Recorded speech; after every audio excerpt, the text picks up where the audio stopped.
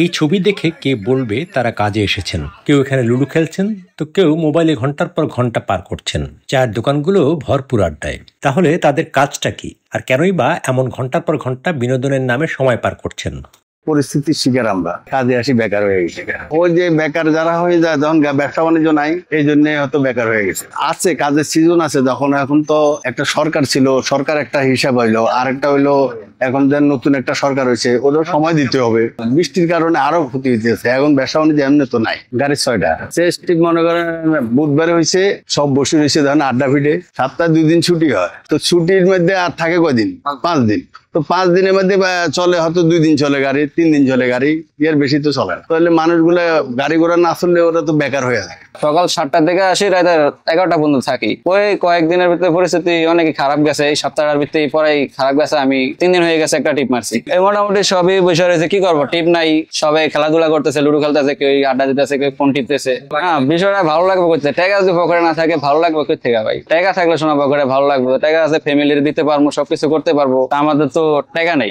যদি আমি টাকা কামাইতে পারি, আমার ফ্যামিলি চলতে পারবো, আমি চলতে পারবো, সবাই চলতে পারবো। আমি টাকা ইনকাম না করতে পারি, থেকে চলবো? বৃষ্টির সিজন সবাইকে এই কাজটা মানে কম থাকে, বাসাবাড়ি টিপ হয় না, বৃষ্টির সিজনে সব দিক দিয়ে কম, ব্যবসা বাণিজ্য কম। এখন কি করবো, এখানে আর রুডু খেলে বৈশা বই আড্ডা দেয়, বৈশা খবর দেখে, আর কি করবো, এইভাবেই চলতে আছে। এমন উত্তর প্রায় সবার কাছে পাওয়া গেল। কাজে এসে বেকার তারা। এরা সবাই পেশায় ট্রাক ড্রাইভার। কেউ ট্রিপ না থাকার কারণ হিসেবে বৃষ্টিকে দুষলেন, তো কেউ রাজনৈতিক পরিস্থিতিকে।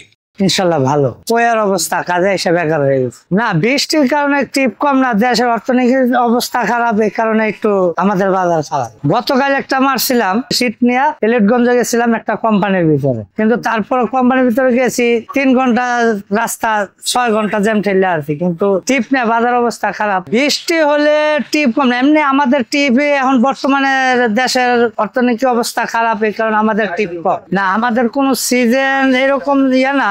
আগে অবস্থা ভালো ছিল মোটামুটি, এখন অবস্থা খুবই খারাপ। কাজে আসলাম আমরা, কাজে সবাই বেকার। এখন কি করবো ভাই, বৃষ্টি বাদল, আমাদের দোকানে মাল কিনতে পারে না পার্টি, আমরা গাড়ি করে চালাই।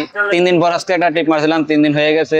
টাকা তো খরচ হয়ে গেল ভাই, কিন্তু বৃষ্টি বাদলের জন্য মালও কিনতে পারে না, পার্টি কিছু করতে পারে না, আমরাও গাড়ি চালাইতে পারি না রাস্তাঘাটে। কারণ অনেক কিছু নাই, বিস্কিট কাটিং আছে, এগুলা পেপার বই টই আছে, এগুলা নেয়। এখন তো নিতে পারে না, এখন তো বৃষ্টি বাদল। সিট মিট আছে, এগুলা ভিজা যায় মাল। অন্য শুকনা মাল আছে, এগুলা তো ভিজে যায়। কারণ বসতে চাল টাল ওগুলা ডাল মাল এগুলা থাকে, এগুলা তো নিতে পারে না। এগুলা তো নিতে হলে গাড়ি লাগবে, কিন্তু বৃষ্টি বাদলের জন্য মাল নিতে পারেন। আর আমরাও টিভি যেতে পারি না, বৃষ্টির কারণে আমরা কাজে এসে বেকার হয়ে গেছি। রাজধানীর কয়েকটি ট্রাক স্ট্যান্ড ঘুরে এমন চিত্র পাওয়া গেল। সারি সারি ট্রাক দাঁড় করিয়ে রেখে সবাই আড্ডায়। দেখলাম যে আসলে সবাই বসে দিচ্ছে।